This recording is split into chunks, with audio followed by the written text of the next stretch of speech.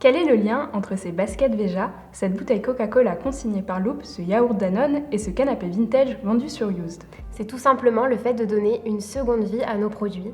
Ce nouveau phénomène s'est emparé du marché, c'est la fin du neuf. Le consommateur est au cœur de l'émergence de la seconde vie. Ce marché est avant tout apparu pour pallier aux difficultés économiques des consommateurs, mais il est aujourd'hui porté, notamment avec les millennials et la Gen Z, par des acheteurs plus attentifs à l'impact social et environnemental de leurs achats. Aujourd'hui, acheter d'occasion, ce n'est plus une honte, mais une fierté, voire même une forme de revendication. En plus de l'élan insufflé par les consommateurs, le marché de la seconde vie a bénéficié de l'essor de l'économie circulaire. Un modèle qui nous invite à repenser le cycle de vie des produits en passant d'un modèle linéaire à circulaire où la fin de vie est un enjeu majeur. Le marché de l'occasion n'a plus rien d'anecdotique. Saviez-vous qu'il augmentait 24 fois plus vite que le marché du neuf aujourd'hui ?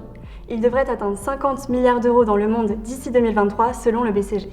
Les initiatives se multiplient et nous avons sélectionné pour vous les meilleures de 2020 à travers 4 dimensions, la seconde main, le réemploi, l'upcycling et le recyclage. Quand on pense à la seconde main, on pense généralement à la mode d'occasion et au site Vinted et ses 12 millions d'utilisateurs. Mais des marques comme Petit Bateau, Zalando ou Gucci mettent en place leur propre plateforme de seconde main. Même les grands distributeurs s'y mettent avec des corners de vêtements d'occasion dans leurs magasins. Mais la seconde main se développe aussi dans d'autres secteurs comme le mobilier, l'électroménager ou encore la décoration avec la nouvelle plateforme Used.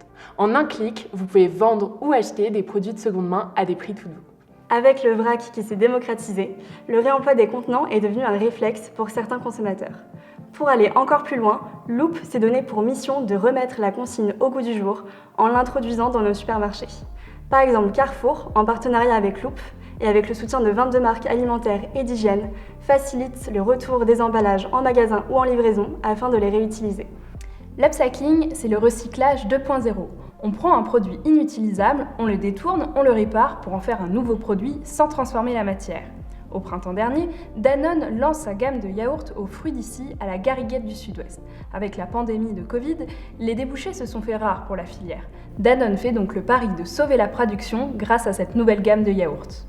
Le recyclage commence petit à petit à devenir un vrai réflexe pour le consommateur et les entreprises, mais peu de marques s'engagent dans de réelles dynamiques d'économie circulaire. C'est pourtant le cas de Veja avec son nouveau magasin à Bordeaux qui propose un concept inédit consacré au recyclage, à la réparation et au nettoyage des sneakers. Pour les consommateurs, la fin du neuf, c'est un besoin profond de changement, un retour à plus de bon sens, plus d'éthique. Pour les entreprises, c'est une opportunité de marché inédite. Si la fin du neuf ne fait aucun doute, plusieurs questions subsistent. Comment engager les entreprises qui profitent de cette opportunité business pour s'adonner au greenwashing ?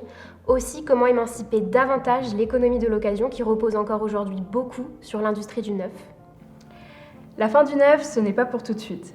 Mais le 100% neuf, c'est bel et bien fini. Alors à vous de vous engager dans un modèle économique vertueux pour enfin répondre aux attentes de la société.